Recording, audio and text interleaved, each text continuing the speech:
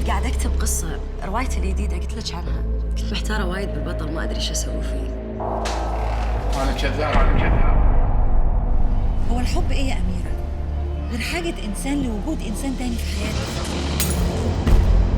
أنا ما أحبه ولا راح أحبه. حاولت بس ما قدرت.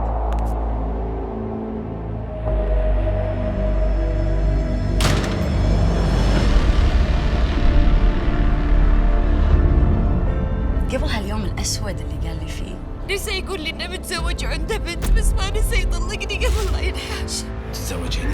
تضمنين إن ما نحتاج ريال يسندنا ويكون ظهر لنا بهالدنيا؟ شفت شو خلاني أقول على يوم عيد ميلادي يوم أسود؟ والله ما تتحركين إلا لما تاخذينها معك. من خشب المطبخ نص الليل وتطبين بزوجك وبيتك وبناتك. الكذبة بروحها أتعور. عمري ما حبيت ولا راح أحب أحد مثل ما حبيتك. والله لقطها بالشارع. على الأقل إنه معانا ما قطتنا وراحت. نسيت ان هذا اللي احب، نسيت انه ضرني وأذى. أنت تفهمين شنو يعني واحدة تحب واحد؟ ناقصني شهادة، واسطة، معارف، ساعديني شوي.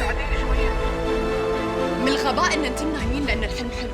شلون حبيتيه وهو شايفك شيء ناقص؟ شلون حبيتيه وهو شايفك شيء غلط؟ عيب.